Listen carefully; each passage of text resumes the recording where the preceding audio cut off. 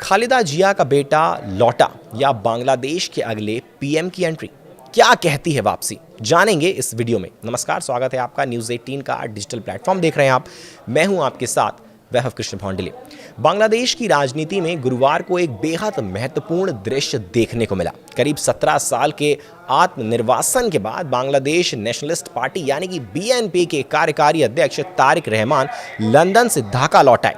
हजरत शाहजलाल अंतर्राष्ट्रीय हवाई अड्डे पर कड़ी सुरक्षा, बंद रास्ते, खुफिया निगरानी और सड़कों के दोनों ओर खड़े पार्टी समर्थकों ने यह साफ कर दिया कि यह सिर्फ एक पारिवारिक वापसी नहीं बल्कि एक राजनीतिक वापसी है। उन्होंने भी अपना देश प्रेम दिखाने में कोई कसर नहीं छोड़ी।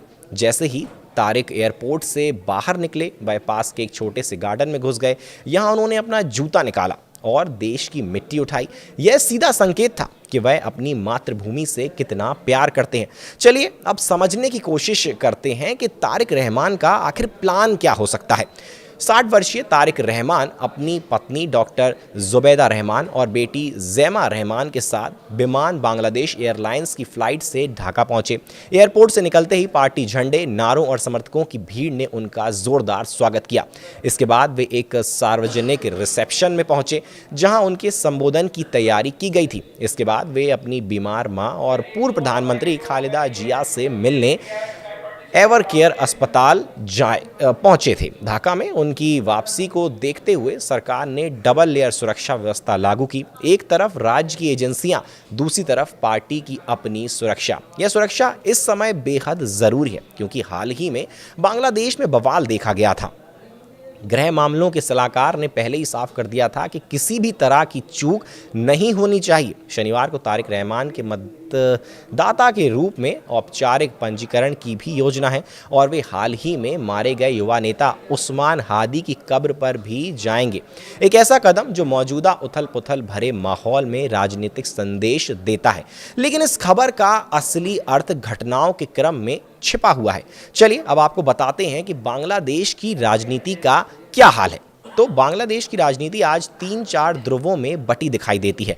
एक ओर शेख हसीना की आवामी लीग है जिस पर प्रतिबंध लग चुका है और अमेरिकी दबाव के बावजूद अंतरिम सरकार ने साफ संकेत दे दिए हैं कि यह बैन हटने वाला नहीं है। तो वहीं दूसरी ओर बीएनपी है जो पहले भी सत्ता में रह चुकी है और आज सबसे संगठित राष्ट्रीय पार्टी के रूप में खड़ी दिखती है। पिछले साल हुए तख्ता पलट के बाद कुछ छात्र संगठनों ने अपनी नई पार्टियां बनाई हैं, जैसे कि जेनजी के बीच उनका क्रेज जरूर है लेकिन वह अब तक ढाका और शहरी इलाकों तक सीमित नजर आते हैं। वहीं जमाते इस्लामी जैसी पार्टियां भी चुनावी मैदान में उतरने की तैयारी कर रही हैं लेकिन उनका जनाधार अभी निर्णायक स्थिति में नहीं दिखता है।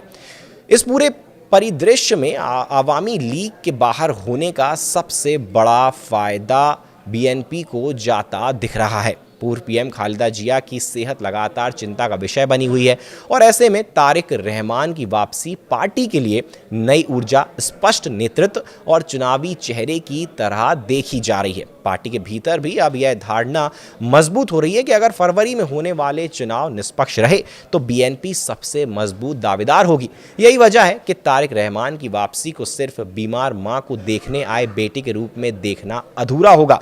यह वापसी ऐसे समय में हुई है जब बांग्लादेश अपने अगले प्रधानमंत्री की तलाश में है। सवाल अब भी यही है कि क्या 17 साल बाद घर लौटे बेटे की कहानी है या फिर बांग्लादेश के अगले प्रधानमंत्री की राजनीतिक एंट्री। आने वाले हफ्ते में इस सवाल का जवाब धीरे धीरे साफ हो जाएगा। फिलहाल के लिए हमारे साथ इस वीडियो में बने रहने के लिए आपका बहुत बहुत शुक्रिया। धन्यवाद।